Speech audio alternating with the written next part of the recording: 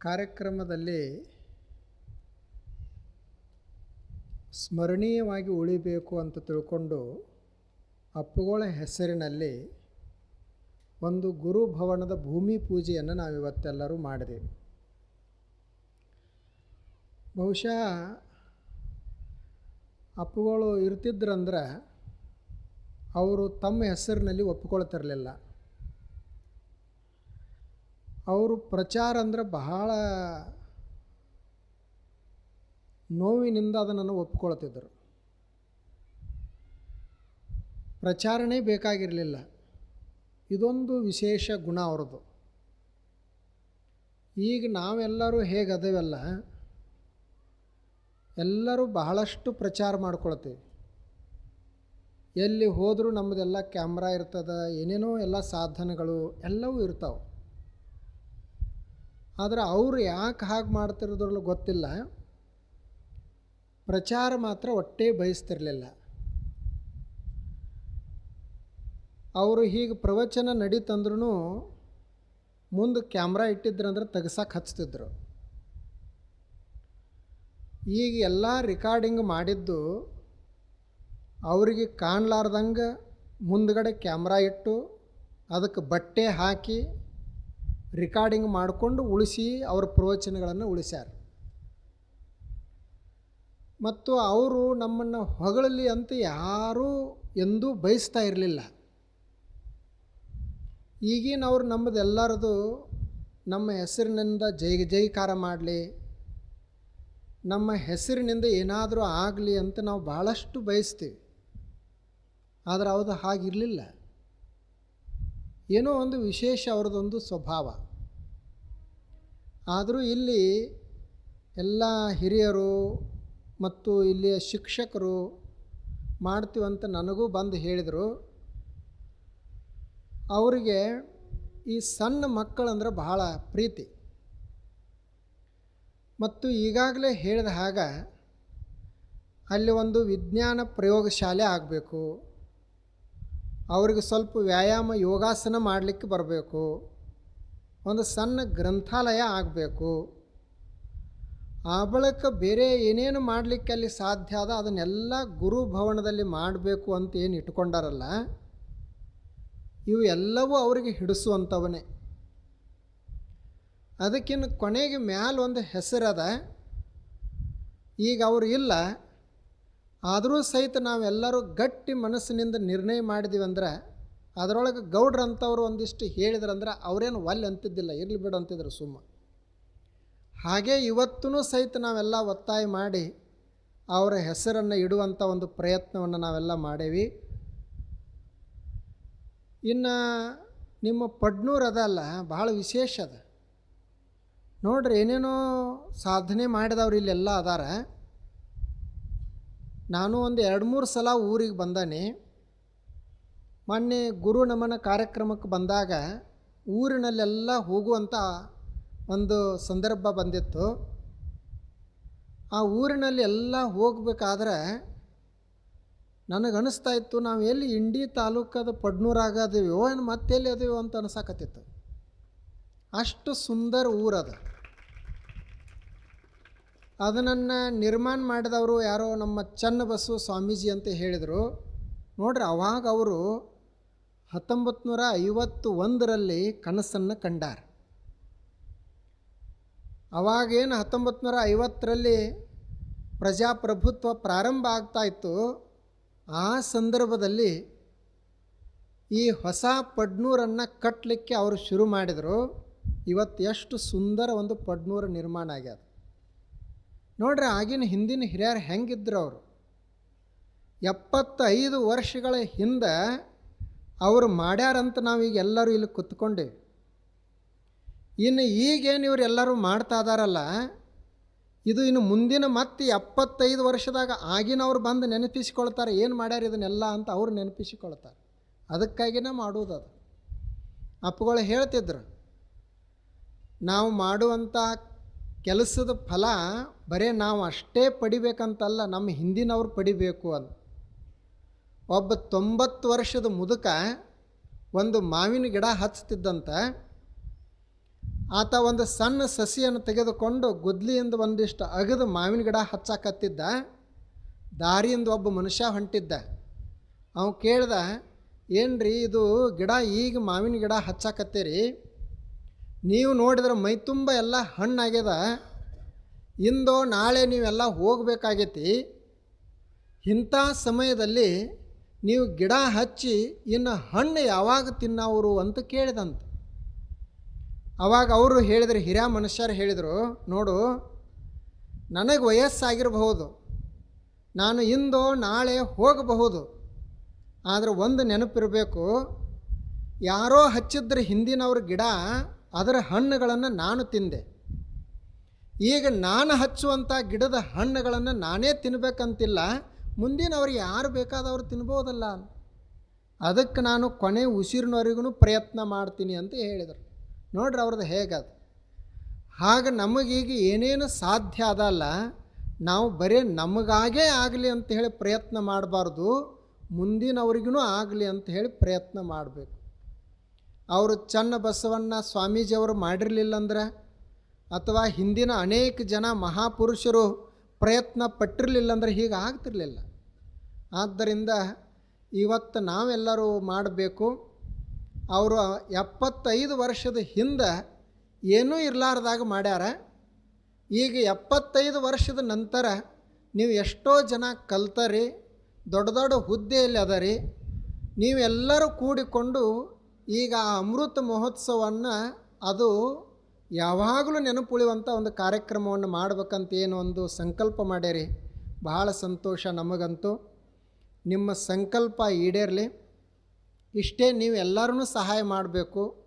ಬರೀ ಗೌಡ್ರು ಒಬ್ಬರೇ ಅಂತಲ್ಲ, ಪ್ರತಿ ಮನೆಯಿಂದ ಇದ ಅಂತಿಲ್ಲ, ಅಳಿಲು ಸೇವಾ ಅಂತ ಕರೀತಾರಲ್ಲ. ಮೊನ್ನೆ ನಾವೆಲ್ಲ ರಾಮನ ಉತ್ಸವ ಮಾಡಿದ್ವಿ, ರಾಮನವಮಿ. ಅಲ್ಲೊಂದು ಅಳಿಲು ಸೇವೆ ಅಂತದ. ಅಳಿಲು ನೋಡ್ಯಾರಲ್ಲ, ಇಣಚಿ, ಆ ಇಣಚಿ ಮೇಲೆ ಹೀಗೆ 3 ಬೆರಳು ಅದಾವೆ ನೋಡ್ರಿ. ರಾಮ ಲಂಕಾಕ್ಕೆ ಹೋಗಲಿಕ್ಕೆ ಸೇತುವೆಯನ್ನು ಕಟ್ಟುತ್ತಿದ್ದ. ಅವಾಗ ಎಲ್ಲ ವಾನರ ಸೇನಾ ದೊಡ್ಡ ದೊಡ್ಡ ಕಲ್ಲ ಬಂಡಿ ಅವು ಇವು ಎಲ್ಲ ತಂದು ಹಾಕ್ತಿದ್ದರು. ಇದು ಸಣ್ಣದೊಂದು ಇಣಚಿ ಬಂತು. ಅವಾಗ ಅದು ರಾಮನಿಗೆ ಕೇಳ್ಕೊಂಡಿತ್ತು, ನಾನು ಒಂದಿಷ್ಟು ಸೇವಾ ಮಾಡ್ತೀನಿ ಅಂತಂತು. ರಾಮ ಹೇಳಿದ, ನೀ ಏನು ಮಾಡ್ತೀನಿ, ನಿಂದು ಇರೋದ ಶರೀರ ಇಷ್ಟ ಐತಿ, ನೀ ಏನು ತರಲಿಕ್ಕೆ ಸಾಧ್ಯ ಅದ, ನೀ ಏನು ಕೊಡಲಿಕ್ಕೆ ಸಾಧ್ಯ ಅದ ಅಂತಂದ. ಅವಾಗ ಅದು ಇನಿಚ್ ಹೇಳ್ತು, ನೀವು ಬರೀ ಅಪ್ಪಣೆ ಮಾಡ್ರಿ ಅಷ್ಟೇ ಸಾಕು, ನೋಡ್ರಿ ನಾನು ಹೇಗೆ ಮಾಡ್ತೀನಿ, ಮತ್ತು ಈ ಸೇವೆಯಲ್ಲಿ ನಂದು ಹೆಸರು ಉಳಿಬೇಕು. ಅದಕ್ಕೆ ಏನು ಮಾಡ್ತಂತ ಇಣಚಿ, ಸಮುದ್ರ ದಂಡಿಗೆ ಉಸುಕಿನ್ಯಾಗ ಹೊರಳಾಡುವುದು ಮತ್ತು ಅದನ್ನು ಮೈಯಾಗ ಹಾಗೆ ತುಂಬಿಕೊಂಡು ಬರೋದು. ಇವರೇನು ಬ್ರಿಡ್ಜ್ ಕಟ್ತಾ ಇದ್ರಲ್ಲ, ಆ ಬ್ರಿಡ್ಜದ ಮೇಲೆ ಮೈ ಜಾಡಿಸೋದು, ಅಲ್ಲಿ ಉಸುಕು ಬೀಳೋದು. ಅವಾಗ ಅವ ರಾಮ ಅನ್ನಿಸ್ತಂತ, ಏನು ನಿಂದು ಸೇವಾ ಇದು, ಶಕ್ತಿ ಇದ್ದವರೆಲ್ಲರೂ ಮಾಡೇ ಮಾಡ್ತಾರೆ, ಎಲ್ಲರೂ ಬಲಿಷ್ಠರದಾರ ಅವರು, ಹನುಮಂತ ವಾನರಾದಿಗಳೆಲ್ಲರೂ. ಆದರೆ ನಿನ್ನ ಹತ್ತಿರ ಏನೂ ಇರದಿದ್ದರೂ ಸಹಿತ ಮೈನಲ್ಲಿ ಉಸುಕು ತಂದು ಇಲ್ಲಿ ಚಲ್ತಿಯಲ್ಲ, ನಂದು ಸೇವಾ ಸಲ್ಲಲಿ ಅಂಥೇಳಿ ನಿನ್ನ ಸಂಕಲ್ಪ ಐತಲ್ಲ, ಅದಕ್ಕೆ ನಿನ್ನ ಹೆಸರು ಉಳಿಬೇಕಂತ ತಿಳಿದು ರಾಮ ಏನು ಮಾಡಿದಂತ 3 ಬೆರಳ ಗುರುತು ಹಾಕ್ಯಾನ ಅದಕ್ಕೆ ರಾಮ. ಹೀಗೆ ಇದು ನಿಂದು ಹೆಸರು ಉಳಿಬೇಕು ಅಂತ, ಅದಕ್ಕೆ ಅಳಿಲು ಸೇವಾ ಅಂತ ಕರೀತಾರೆ. ನೀವೇನು ಕಲ್ತಾರಲ್ಲ ಶಾಲೆ, ಅವಾಗ ಈಗೇನು ಎಲ್ಲರೂ ಕಲಿತಾರೆ, ಅವಾಗ ಮನೆಯೊಳಗೆ ಕಲಿಸುವಂಥ ವ್ಯವಸ್ಥೆನೂ ಇರಲಿಲ್ಲ, ಶಾಲೆಗಳೂ ಚಲೋ ಇರಲಿಲ್ಲ. ಬಹುಶಃ 75 ವರ್ಷ ಪೂರ್ವದಲ್ಲಿ ಇವಾಗೇನು ಇವು ಕಟ್ಟಡಗಳು ಯಾವೂ ಇರಲಿಲ್ಲ. ಅವಾಗ ಎಲ್ಲೋ ಗಿಡದ ಕೆಳಗಡೆ ಅವರು ಶುರು ಮಾಡಿರ್ಬೇಕು ಅವಾಗ ಶಾಲೆಯನ್ನು, ಎಲ್ಲೋ ಒಬ್ಬರು ಮಾಸ್ತರ್ ಶುರು ಮಾಡಿರಬೇಕು. ಅವಾಗ ಕಲಿಸಿದವ್ರ ಮತ್ತು ಮುಂದಿನವ್ರಿಗೆ ಕಲಿಸಿದರು, ಮತ್ತು ಮುಂದಿನವ್ರಿಗೆ ಕಲಿಸಿದರು. ಈಗ ನೀವು ಏನೇನು ಡಾಕ್ಟರ್ ಆದ್ರಿ, ಎಂಜಿನಿಯರ್ ಆದ್ರಿ, ಶಾಸಕರಾದ್ರಿ, ಮತ್ತೇನೇನೋ ಆದ್ರಿ ಅಲ್ಲ, ಅವ್ರ ಹಿಂದೆ ಏನು ಕಲಿಸ್ಯಾರಲ್ಲ ಅವ್ರದ್ದೇ ಕೊಡುಗೆ. ಅದಕ್ಕೆ ನಾವು ಎಷ್ಟು ಕೊಟ್ಟರೂ ಸಹಿತ ನಮ್ಮ ಋಣ ಮುಟ್ಟುವುದಿಲ್ಲ ಅಂಥೇಳಿ ನೀವು ಎಲ್ಲರೂ ಸೇವಾ ಮಾಡಬೇಕು. ಅದು ನಿಜವಾದಂಥ ಒಂದು ಅಮೃತ ಮಹೋತ್ಸವ ಆಗ್ತದೆ. ಅದಕ್ಕೆ ನೀವೆಲ್ಲ ಇಡೀ ಊರು ಕೂಡಿಕೊಂಡು ಈ ಕಾರ್ಯಕ್ರಮವನ್ನು ಮಾಡಬೇಕು. ಊರಿನ ಒಂದು ಹಬ್ಬ ಇದು. ಹೇಗೊಂದು ದೇವಸ್ಥಾನ ಇರ್ತದಲ್ಲ, ದೇವಸ್ಥಾನ ಎಷ್ಟು ಪವಿತ್ರ ಅದಲ್ಲ, ಅಷ್ಟೇ ಪವಿತ್ರ ಒಂದು ಊರೊಳಗಿನ ಶಾಲೆ. ದೇವಾಲಯಕ್ಕೆ ನಾವು ಎಷ್ಟು ಮಹತ್ವ ಕೊಡ್ತೀವಲ್ಲ ಅಷ್ಟೇ ಮಹತ್ವವನ್ನು ಊರಾಗಿನ ಶಾಲೆಗೆ ಕೊಡಬೇಕು. ಅದು ನಮಗೆ ಭಕ್ತಿಯನ್ನು ಕಲಿಸ್ತದೆ, ಶಕ್ತಿಯನ್ನು ಕಲಿಸ್ತದೆ. ಅದಕ್ಕಾಗಿ ಈ ಶಾಲೆಗೆ ನೀವು ಬಹಳ ಮಹತ್ವವನ್ನು ಕೊಡಬೇಕು. ಹೇಗೋ ನಿಮ್ಮ ಕಾಲಾವಧಿಯಲ್ಲಿ ಅಮೃತ ಮಹೋತ್ಸವ ಆಚರಿಸುವಂಥ ಸಂದರ್ಭ ಬಂದದ. ನೀವೆಲ್ಲ ಹಿರಿಯರು ಯಾರ್ಯಾರು ಕಲ್ತರಲ್ಲ ಅವರೆಲ್ಲ ಇದು ಎಷ್ಟೋ ಇನ್ನೊಂದು 5-6 ತಿಂಗಳೇನೋ ಅದು ಕಟ್ಟಡದ ಕೆಲಸ ನಡೀತದ. ಅದಾದ ನಂತರ ಈಗಾಗಲೇ ಏನೇನು ನೀವೆಲ್ಲ ಹೇಳಿದ್ರೆ ಎಲ್ಲವೂ ಸರಿ ಅದಾವ. ಮತ್ತು ಇದೇ ಊರಿನಲ್ಲಿ ಒಬ್ಬರು ಪೂಜ್ಯರಾಗಿದ್ದಾರೆ, ಶಿವಕುಮಾರ ಅಪ್ಪುಗಳವರು. ಅವರು ಬಹಳ ದೊಡ್ಡ ವ್ಯಕ್ತಿಗಳದಾರ ನೋಡ್ರಿ. ಡಾಕ್ಟ್ರುಗಳ ಎಷ್ಟು ಜನ ಆಗ್ಯಾರ ಕೇಳಿದ್ರೆ ಊರಾಗ ಒಂದು 10-20 ಮಂದಿ ಸಿಗ್ತಾರೆ. ಎಂಜಿನಿಯರ್ ಎಷ್ಟು ಜನ ಅದಾರಂದ್ರೆ ಅವರು ಸಿಗ್ತಾರೆ. ಮತ್ತು ಮಾಸ್ತರ್ಗಳು ಶಿಕ್ಷಕರು ಎಷ್ಟು ಜನ ಅದಾರಂದ್ರೆ ಅವರು ಸಿಗ್ತಾರೆ. ಆದರೆ ಸ್ವಾಮಿಗಳು ಎಷ್ಟು ಜನ ಆಗ್ಯಾರಂದ್ರೆ ಯಾರೂ ಸಿಗಂಗಿಲ್ಲ. ಅವ್ರು ಆಗೋದು ಭಾಳ ಕಷ್ಟ ಅದು. ಎಲ್ಲರೂ ಆಗಲಿ ಅಂತಂದರೆ ಆಗೋದಿಲ್ಲ, ಅದು ಅವರಲ್ಲಿ ಬರಬೇಕಾಗ್ತದೆ. ಆಗ ಅವರೊಬ್ಬ ಮಹಾಪುರುಷರು ಮತ್ತು ಇನ್ನೂ ಯಾರ್ಯಾರು ಅದಾರ ಎಲ್ಲರನ್ನ ಕರೆಸಿ ಊರಿನಲ್ಲಿ ಒಂದು ಉತ್ಸವವನ್ನು ಮಾಡಿ ಒಂದು ಸ್ಮರಣೀಯ ಕಾರ್ಯಕ್ರಮ ಅದಾಗಲಿ ಅಂಥೇಳಿ ನಾನು ಆಶಿಸ್ತೀನಿ. ಇವತ್ತಂತೂ ಭೂಮಿ ಪೂಜೆ ಆಗ್ಯದ. ಅಪ್ಪುಗಳದ್ದು ಏನಿತ್ತಂದ್ರೆ ಭೂಮಿ ಪೂಜೆಗೆ ಬರ್ತಿರ್ಲಿಲ್ಲ ಅವರು. ಅವರಿಗೆ ನಮಗೆ ಇದು ಒಂದೇ ವಿರುದ್ಧ. ನಾವು ಭೂಮಿ ಪೂಜೆಗೆ ತಪ್ಪಿಸಂಗಿಲ್ಲ, ಅವರು ಭೂಮಿ ಪೂಜೆಗೆ ಹೋಗ್ತಿದ್ದಿಲ್ಲ. ಯಾಕಂದ್ರೆ ಅವರು ಯಾರಿಗೂ ಒತ್ತಾಯ ಮಾಡ್ತಿದ್ದಿಲ್ಲ. ಈಗ ಇವ್ರಿಗೆ ಆಗಲಿ ಅವ್ರಿಗೆ ಆಗಲಿ ಯಾರಿಗೂ ಅವ್ರು ಸೇವಾ ಮಾಡೋರು ಇದ್ದೀವಲ್ಲ ನಾವು, ಹಿಂಗೆ ಒಂದು ತಂದು ಕೊಡಂತ ಎಂದು ಕೇಳ್ತಿದ್ದಿಲ್ಲ ಅವ್ರದ್ದು ಭಾಳ. ಈಗೇನು ಯಶವಂತರಾಯ ಗೌಡ್ರು ಹೇಳಿದ್ರಲ್ಲ, ಎಲ್ಲ ಜನರದ ಅಭಿಪ್ರಾಯ ಇದೇ ಅದ. ಏನು ಅಂದರೆ ಅವ್ರಂಗೆ ಬದುಕುವುದನ್ನೇ ಭಾಳ ಕಷ್ಟ ಮತ್ತು ಒಂದು ವಿಶಿಷ್ಟ ಜೀವನ ಪದ್ಧತಿ ಇತ್ತು. ಈಗ ನೋಡ್ರಿ, ನಾವು ಯಾರ್ಯಾರ ಏನರ ನಿಮಗೆ ಕೇಳಬೇಕಂದ್ರೆ ಏನೂ ಹಿಂದೆ ಮುಂದೆ ನೋಡ್ಲಾರ್ದ ಕೇಳಿಬಿಡ್ತೀವಿ. ಆದರೆ ಅವ್ರು ಕೇಳ್ತಿದ್ದಿಲ್ಲ. ಊಟಕ್ಕೆ ಕೂತಾಗ ಒಂದು ವೇಳೆ ಇವತ್ತು ಬೆಲ್ಲ ಕೊಡ್ರಿ ಅಥವಾ ಸಕ್ಕರೆ ತಂದು ಕೊಡ್ರಿ ಅಂದ್ರೆ ಇವತ್ತ ಯಾಕೆ ಕೇಳಿದ್ರೆ ಅಪ್ಪುಗಳು ಅಂತ ಚೌಕಶಿ ಆಗ್ತಿತ್ತು. ಅಂದ್ರೆ ಅವ್ರು ಕೇಳೋಕ್ಕಿಂತ ಮೊದಲೇ ಅವ್ರು ಕೊಡ್ತಿದ್ವಿ ಎಲ್ಲ. ಅವರು ಹೀಗೆ ಬೆಲ್ಲ ಹಾಕಿದ್ದು ಹುಗ್ಗಿದು ತೊಗೋತಿದ್ದಿಲ್ಲ. ನುಚ್ಚು ಮಾಡುವುದು, ಅದ್ರ ಜೋಡಿ ಒಂದು ಬಟ್ಲಾಗ ಬೆಲ್ಲ ಕೊಡೋದು ಅಥವಾ ಸಕ್ಕರೆ ಕೊಡ್ತಿದ್ವಿ. ಅವ್ರು ಬೇಕಾದ್ರೆ ಹಾಕ್ಕೊಳ್ತಿದ್ರು. ಒಂದು ವೇಳೆ ನನಗೆ ಇವತ್ತೊಂದು ಸ್ವಲ್ಪ ಬೆಲ್ಲ ತೊಗೊಂಡು ಬರ್ತೀರಿ ಅಂದ್ರೆ ಅವ್ರು ಸೇವಾ ಮಾಡೋರು ಇರ್ತಿದ್ರಲ್ಲ, ಅವ್ರಿಗೆ ಕೇಳ್ತಿದ್ರು ಯಾಕೆ ಇವತ್ತು ಅಪ್ಪುಗಳು ಬೆಲ್ಲ ಕೇಳಿದ್ರು ಅದು. ಅವ್ರಿಗೆ ಪೂಜಾಕ್ಕೆ ಹಾಕ್ರಿ ಅಂತ ಹೇಳ್ತಿದ್ದಿಲ್ಲ, ಸ್ನಾನಕ್ಕೆ ಹಾಕ್ರಿ ಅಂತ ಹೇಳ್ತಿದ್ದಿಲ್ಲ. ಆದರೂ ಸಹಿತ ಎಲ್ಲ ವ್ಯವಸ್ಥೆ ಆಗ್ತಿತ್ತು. ಎಷ್ಟು ವ್ಯವಸ್ಥೆ ಇರ್ತಿತ್ತಂದ್ರೆ ದೇವ್ರಿಗಿನ್ನೂ ವ್ಯವಸ್ಥೆ ಕಡಿಮೆ. ನಾವೀಗೇನು ಎಲ್ಲ ದೊಡ್ಡ ದೊಡ್ಡ ದೇವ್ರು ಹೇಳ್ತೀವಲ್ಲ, ಆ ದೊಡ್ಡ ದೊಡ್ಡ ದೇವ್ರ ವ್ಯವಸ್ಥೆ ಕಡಿಮೆ ಇರ್ತಿತ್ತು, ಇವ್ರದ್ದು ಹೆಚ್ಚಿರ್ತಿತ್ತು. ರಾತ್ರಿ ಈಗ ಅವ್ರಿಗೆ ಆರಾಮ್ ತಪ್ಪಿದಾಗ ಕಾಟಾದ ಮೇಲೆ ಮಲ್ಕೊಂಡ್ರಂದ್ರೆ ಅವ್ರ ಸಮೀಪ ರಾತ್ರಿ ಅವರು ಏನು ಬೇಡ್ತಾರೆ ಕೊಡಲಿಕ್ಕೆ ಏನರ ಕೇಳ್ತಾರಂತ ಹೇಳಿ 3-4 ಜನ ನಿಲ್ಲಬೇಕು. ಅದು ಟೈಮ್ ಹಾಕ್ಕೊಂಡು ನಿಲ್ಲಬೇಕು. 10-11 ಗಂಟೆ ತನಕ ಒಬ್ಬರು ಸ್ವಾಮಿಗಳು ನಿಲ್ಲೋದು, ಮತ್ತು ಅಲ್ಲಿಂದ 3 ಗಂಟೆ ತನಕ ಒಬ್ಬರು, ಆ ಬಳಿಕ ಮತ್ತೆ ನಸಿಕಿನಾಗ ಒಬ್ಬರು ಇರಬೇಕು. ಅವ್ರು ಹಿಂಗೆ ಬರೀ ಮಲಗಿಂದ ಹೊಳ್ಳಿದ್ರಂದ್ರೆ ಏನು ಬೇಕ್ರಿ ಅಪ್ಪಗಳಂತ ಕೇಳಬೇಕು. ನೋಡ್ರಿ ಅವ್ರದ್ದು ಏನು ವಿಶೇಷತೆ. ಈಗ ನಾವೆಲ್ಲರೂ ಹೇಳಿದ್ರೂ ಸಹಿತ ಮಾಡೋದಿಲ್ಲ. ಇನ್ನು ಎಲ್ಲರೇ ಹೀಗೆ ಊರಿಗೆ ಕಾರ್ಯಕ್ರಮಕ್ಕೆ ಕರ್ಕೊಂಡು ಬರಬೇಕಂದ್ರೆ ಆ ಗಾಡಿ ಹೆಂಗೆ ಆಗ್ತಿತ್ತಂದ್ರೆ ಅದು ಸರ್ವಿಸ್ ಮಾಡಿಸಿದ್ದು ಇನ್ನೂ ಕಡಿಮೆ. ಸರ್ವಿಸ್ ಮಾಡೋರು ಇನ್ನೂ ಸ್ವಲ್ಪ ಏನರ ಹೊಲಸಿಟ್ಟಿರ್ತಾರೆ ಅದ್ರಾಗ, ಅಷ್ಟು ಸ್ವಚ್ಛ ಮಾಡಬೇಕು. ಅವ್ರ ಕೈ ಎಲ್ಲಿ ಇಡ್ತಾರೆ ಮೊದಲೇ ಗುರುತಿಸೋದು, ಅಲ್ಲಿ ಸ್ವಚ್ಛ ಮಾಡಬೇಕು. ಕಾಲು ಎಲ್ಲಿ ಇಡ್ತಾರೆ ಅಲ್ಲಿ ಸ್ವಚ್ಛ ಮಾಡಬೇಕು. ಆನಂತರ ಡ್ರೈವರಿಗೆ ಮೊದಲೇ ಹೇಳಿಡುವುದು, ಭಾಳ ಮಾತಾಡೋಂಗಿಲ್ಲ.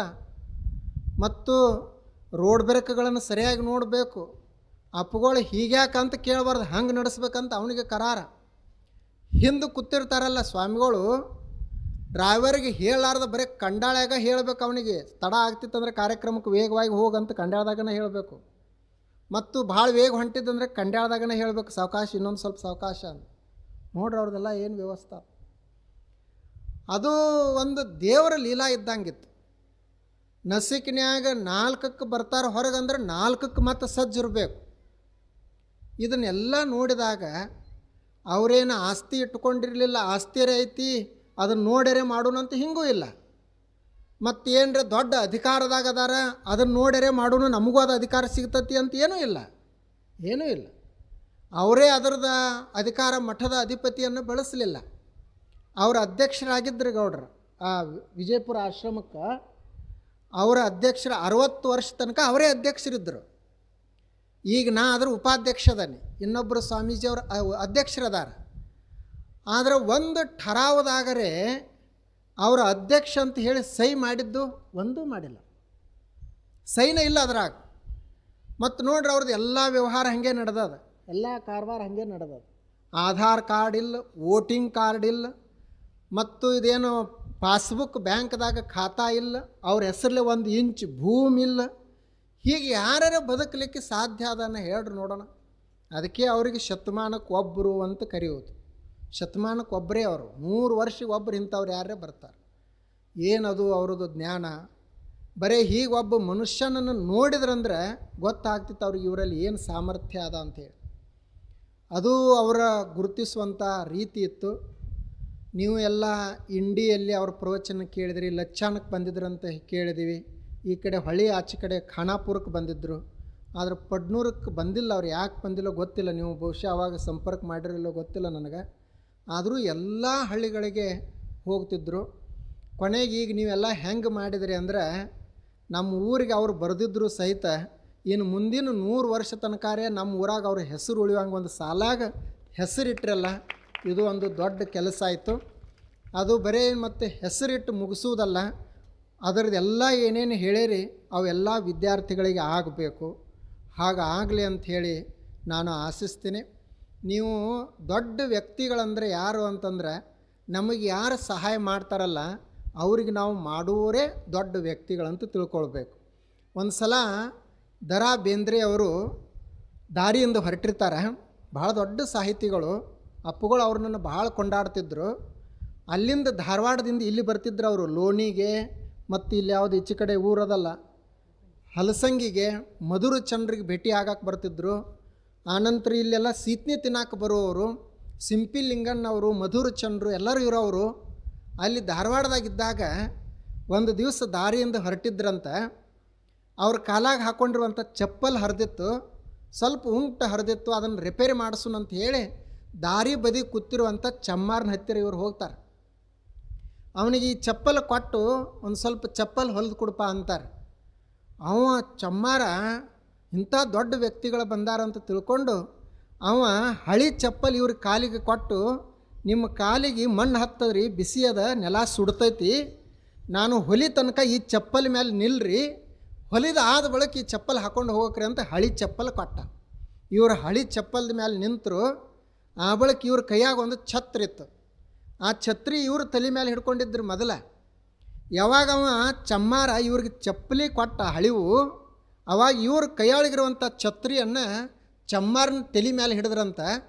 ಅವ ಚಪ್ಪಲ್ ಹೊಲಿಯೋ ಅಂದ, ಯಾಕ್ರಿ ನನ್ನ ತಲೆ ಮೇಲೆ ಅಂತಂದ. ನೋಡಪ್ಪ, ನೀ ನನ್ನ ಕಾಲು ಸುಡ್ತಾವಂತ ತಿಳ್ಕೊಂಡು ಇಷ್ಟು ಕಾಳಜಿ ಮಾಡಿದೆ, ಹಳಿ ಚಪ್ಪಲು ನನಗೆ ಕೊಟ್ಟು, ಇನ್ನು ನಿನ್ನ ತಲೆ ಸುಡ್ತೈತಿ ನಾನು ನೋಡ್ತಾ ಹಂಗೆ ನಿಂತಿದ್ನಿ ಅಂದ್ರೆ ನನಗೆ ಯಾವ ಮಾನವೀಯ ಮನುಷ್ಯ ಅಂತಾರೆ. ನಿನ್ನ ತಲೆ ರಕ್ಷಣೆ ಮಾಡೋದು ನನ್ನ ಕರ್ತವ್ಯ, ನನ್ನ ಕಾಲು ರಕ್ಷಣೆ ಮಾಡೋದು ನಿನ್ನ ಕರ್ತವ್ಯ ಅಂತ ಬೇಂದ್ರೆಯವರು ಅವಾಗ ಹೇಳಿದ್ರಂತ. ಹಾಗೆ ನಾವು ಎಲ್ಲರೂ ಇರಬೇಕು, ಪ್ರೀತಿ ಪ್ರೇಮದಿಂದ ಇರಬೇಕು. ನಿಮಗೆ ನನ್ನಿಂದ ಏನು ಮಾಡಲಿಕ್ಕೆ ಸಾಧ್ಯ ಅದ ನಾ ಮಾಡಬೇಕು, ನೀವು ಏನು ನನಗೆ ಮಾಡಲಿಕ್ಕೆ ಸಾಧ್ಯ ಅದ ನೀವು ಮಾಡಬೇಕು ಅಂದಾಗನೇ ಜೀವನ ಇರೋದು. ಬರೀ ನೀವು ಅಷ್ಟೇ ಮಾಡಿರಿ ನಾ ಅಂತಿಲ್ಲ. ಅದಕ್ಕಾಗಿ ನೀವು ಎಲ್ಲರೂ ಇಡೀ ಪಡ್ನೂರವರು ಒಂದು ಮನಿನೂ ಬಿಡುವಂಗಿಲ್ಲ. ಮತ್ತು ನಿಮ್ಮ ಊರಿನಿಂದ ಯಾರ್ಯಾರು ಹೆಣ್ಮಕ್ಳೆಲ್ಲ ಹೋಗ್ಯಾರ ಅವ್ರನ್ನ ಕರೆಸ್ರಿ. ದೇವ್ರ ಉತ್ಸವ ಅಂತಲ್ಲ, ಈ ಸಾಲಿ ಅಮೃತ ಮಹೋತ್ಸವ ಐತಿ, ಅದಕ್ಕೆ ಬರ್ರಿ ಅಂತ ಅವ್ರಿಗೆಲ್ಲ ಹೇಳ್ರಿ. ಸುತ್ತಮುತ್ತ ಊರಾನವ್ರನ್ನೆಲ್ಲರನ್ನೂ ಕರೀರಿ, ನಿಮ್ಮ ಊರು ತೋರಿಸ್ರಿ. ಆ ಊರು ಎಷ್ಟು ಚಂದ ಅದ. ಅಪ್ಪಗಳು ಅಲ್ಲಿ ಜತ್ ತಾಲೂಕದಾಗ ರಾವಳಗುಂಡವಾಡಿ ಅಂತ ಊರದ. ಅಲ್ಲಿ ಈ ವರ್ಷ ಕಳೆದ 1 ವರ್ಷ ಅಷ್ಟೇ ಇಲೆಕ್ಷನ್ ಆಯಿತು. ಅವರು ಸ್ವಾತಂತ್ರ್ಯ ಸಿಕ್ಕಾನಿಂದ ಇಲ್ಲಿವರೆಗೆ ಇಲೆಕ್ಷನ್ ಮಾಡಿರಲಿಲ್ಲ. ಒಂದು ಕೇಸು ಸಹಿತ ಪೊಲೀಸ್ ಸ್ಟೇಷನ್ಗೆ ಹೋಗಂಗಿಲ್ಲ. ಮತ್ತು ಮೊದಲು ಒಬ್ಬರು ಅಲ್ಲಿ ಹಿರುಗೊಂಡು ಅಂತ ಹೇಳಿ ಸರ್ಪಂಚರಿದ್ದರು, ಚೇರ್ಮನ್ರಿದ್ದರು. ಅವರಿದ್ದಾಗ ಇವೆಲ್ಲ ಗೊಬ್ಬರ ಗ್ಯಾಸ್ ಮಾಡಿದ್ರು, ಊರನ್ನೆಲ್ಲ ಸ್ವಚ್ಛ ಮಾಡಿದ್ರು. ಅಪ್ಪಗಳಿಗೆ ಹೇಳಿದ ನಂತರ ನಿಮ್ಮ ಊರು ನಾನು ನೋಡಕ್ಕೆ ಬರ್ತೀನಿ ಅಂತ ಆ ಊರಿಗೆ ಹೋದರು. ನಾನು ಅಪ್ಪಗಳ ಜೋಡಿ ಹೋಗಿದ್ದೆ. ಈಗಂತೂ ನಾನು ಮೇಲಿಂದ ಮೇಲೆ ಹೋಗ್ತಾನೆ ಆ ಊರಿಗೆ. ಅವಾಗ ಹೋದಾಗ ಏನು ಅದ್ಭುತ ಶಾಲೆ ಅವ್ರದ್ದು. ಸಣ್ಣ ಸಣ್ಣ ಮಕ್ಕಳಿಗೆ ಚಾಪಿ ಹಾಸಿ ಅದ್ರ ಮುಂದೊಂದು ಡೆಸ್ಕ್ ಟೇಬಲ್ ಇಟ್ಟಿದ್ರು, ಸಣ್ಣ ಸಣ್ಣ ಟೇಬಲ್. ಮತ್ತು ಅಷ್ಟು ಸ್ವಚ್ಛ ಶಾಲೆ. ಅವರು ಕೂಡುವುದು, ಅವ್ರ ಬಟ್ಟೆ, ಅವ್ರಿಗೆ ಕುಡಿಲಿಕ್ಕೆ ನೀರ, ಆಟದ ಮೈದಾನ, ಊರಿನಲ್ಲಿ ಎಲ್ಲಿ ಹೋದರೂ ಸಹಿತ ಸ್ವಚ್ಛತೆ. ಊರಿನಲ್ಲಿ ಗುಡಿಗಳು ಅಷ್ಟೇ ಎಲ್ಲ ಸುಂದರ ಗುಡಿಗಳು. ಒಂದು ಗುಡಿನೂ ಸಹಿತ ಹಿಂಗೆ ಹಾಳು ಬಿದ್ದದ್ದಿರಲಿಲ್ಲ.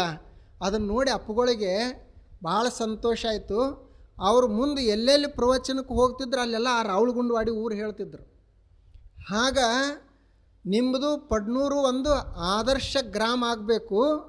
ಸುತ್ತಮುತ್ತಲು ಊರವ್ರು ಬಂದು ನೋಡಬೇಕು, ಹೆಂಗದ ನೋಡೋನು ನಡ್ರಿ ಪಡ್ನೂರ ಅಂತ ಬರಬೇಕು. ಹಾಗೆ ನೀವೆಲ್ಲರೂ ಒಂದು ಸಂಕಲ್ಪ ಮಾಡೋ. ಮತ್ತು ಅದಕ್ಕೆ ಭಾಳ ಖರ್ಚು ಮಾಡ್ಬೇಕಂತಿಲ್ಲ, ನೀವೇ ಮಾಡಬೇಕು ಎಲ್ಲರೂ. ಹಣ ಭಾಳ ಮುಖ್ಯ ಅಲ್ಲ, ಸದ್ಭಾವನೆ ಭಾಳ ಮುಖ್ಯ. ಅದು ನಿಮ್ಮಲ್ಲೇ ಸಾಕಷ್ಟು ಹಣ ಇರ್ತದೆ, ಆದರೆ ಅದು ಉಪಯೋಗ ಆಗೋದಿಲ್ಲ. ನೋಡ್ರಿ, ಇಂಥ ವೈಭವ ಎಲ್ಲಿ ಸಿಗ್ತದೆ? ಸಮೀಪದಲ್ಲೇ ಭೀಮಾ ನದಿ ಅದ, ಅದು ತುಂಬಿ ಹರಿತಾ ಇರ್ತದೆ. ಫಲವತ್ತಾದಂಥ ಭೂಮಿ ಅದ. ಇಂಥಲ್ಲಿ ಪಡ್ನೂರದ ನೀವೆಲ್ಲ ಸ್ವರ್ಗದಾಗದೇವಿ ಅಂತ ತಿಳ್ಕೊಳ್ಬೇಕು. ಉಳಿದದ್ದು ಎಲ್ಲಿ ಏನೂ ಸ್ವರ್ಗಿಲ್ಲ, ಇಂಥ ನಿಸರ್ಗದಲ್ಲೇ ಸ್ವರ್ಗ. ಮತ್ತು ಒಂದು ನಮ್ಮದು ವಿನಂತಿ ಏನಂದ್ರೆ, ಅಲ್ಲಿ ಏನು ನಾವೀಗ ಭೂಮಿ ಪೂಜೆ ಮಾಡಿದೀವಿ, ಗಿಡಗಳು ಭಾಳ ಅದಾವೆ. ಇನ್ನು ಆ ಗಿಡಗಳು ತೆಗೆದೇ ಬಿಲ್ಡಿಂಗ್ ಕಟ್ಟು ತರ್ಬೇಕು. ಬಹುಶಃ ನಾವು ಎಷ್ಟು ಗಿಡ ತೆಗಿತೀವಿ ಅಷ್ಟು ಗಿಡ ಮೊದಲ ಹಚ್ಚಿ ಕಟ್ಟಡ ಶುರು ಮಾಡಬೇಕು. ಊರಾಗಿನೂ ಎಲ್ಲಿ ಗಿಡ ತೆಗಿಬಾರದು, ಈ ಸಾಲಿ ಒಳಗಿಂದನೂ ಎಲ್ಲಿ ಗಿಡ ತೆಗಿಬಾರದು. ಅವುಗಳಿಗೆ ಇನ್ನೂ ಒಂದಿಷ್ಟು ಮತ್ತೇನ್ರಿ ರಕ್ಷಣೆ ಹೆಂಗೆ ಮಾಡಬೇಕಂತ ಗಿಡ ಹಚ್ಚಬೇಕೇ ವಿನಃ ಕಟ್ಟಡ ಸಲುವಾಗಿ ಗಿಡವನ್ನು ತೆಗಿಬಾರದು. ಹಾಗೆ ನಾವೆಲ್ಲ ಅದನ್ನು ಕಾಪಾಡಿಕೊಳ್ಬೇಕು. ಒಟ್ಟಿನಲ್ಲಿ ಮತ್ತು ನೀವೆಲ್ಲ ಹಿರಿಯರು ಅದಾರೆ, ಭಾಳ ಜನ ಅದಾರ, ಮುಖ್ಯವಾಗಿ ಗೌಡ್ರಿ ಅದಾರ. ಅವ್ರು ನೋಡಿ ನಿಮ್ಮ ಊರಿಂದ ಒಂದು ಕೀರ್ತಿ. ಅವರ ಒಂದು ನೇತೃತ್ವದಲ್ಲಿ ಮತ್ತು ಉಳಿದ ಎಲ್ಲ ಹಿರಿಯರು, ನಿಮ್ಮ ಊರಿನ ಇವರು ಸ್ವಾಮೀಜಿಯವರು ಯಾರ್ಯಾರು ಅದಾರ ಎಲ್ಲರನ್ನು ಕರ್ಕೊಂಡು ಈ ಕಾರ್ಯಕ್ರಮ ಒಂದು ದೊಡ್ಡದಾಗಿ ಮಾಡಬೇಕಂತ ಏನೋ ಒಂದು ಸಂಕಲ್ಪ ಮಾಡಿರಿ. ನಮಗೂ ಬಹಳ ಸಂತೋಷ ಆಯಿತು. ಇವತ್ತು ಭೂಮಿ ಪೂಜೆ ಅಂದರೆ ಈ ಕಾರ್ಯಕ್ರಮದನೇ ಪೂಜೆ ಶುರು ಆಯಿತು. ಇಲ್ಲಿಂದ ಕಾರ್ಯಕ್ರಮ ಮಾಡಲಿಕ್ಕೆ ಶುರು ಮಾಡೋದು. ಇನ್ನು ನೀವು ಎಂದು 5-6 ತಿಂಗಳಲ್ಲಿ ಎಂದು ಮಾಡೋರ್ದರಿ ಅಂದು ಅದರದ್ದು ಎಲ್ಲ ರೂಪರೇಷೆ ತಯಾರಾಗ್ತದೆ. ಅಲ್ಲಿವರೆಗೆ ಇಂದು ಕಾರ್ಯಕ್ರಮ ಶುರು ಅಂತ ಹೇಳಿ ತಾವೆಲ್ಲ ಇಟ್ಕೊಡ್ರಿ. ಉಳಿದಂತೆ ನಮ್ಮ ಎಲ್ಲ ಸಣ್ಣ ಮಕ್ಕಳು, ಇವರು ಈಗಿರೋರು ಅದಾರಲ್ಲ, ಈಗ ಕಲಿಯೋರು, ಹಿಂದೆ ಯಾರ್ಯಾರು ಕಲ್ತಾರೋ ಅವ್ರನ್ನೆಲ್ಲರನ್ನು ಕರೆಸ್ರಿ. 75 ವರ್ಷಗಳವರೆಗೆ ಎಷ್ಟೋ ಜನ ಕಲ್ತಿರ್ತಾರೆ, ಅವ್ರನ್ನೆಲ್ಲ ಕರೆಸಿ ಅವರಿಗೆ ಒಂದಿಷ್ಟು ಗೌರವಿಸುವಂಥ ಕೆಲಸ ಆಗಲಿ ಅಂಥೇಳಿ ನಾನು ಆಶಿಸ್ತೀನಿ. ಮತ್ತೊಮ್ಮೆ ಎಲ್ಲ ಹಿರಿಯರಿಗೆ ಮತ್ತು ಎಲ್ಲ ಮುದ್ದು ಮಕ್ಕಳಿಗೆ ತಮಗೆಲ್ಲರಿಗೂ ನಮಸ್ಕಾರಗಳು.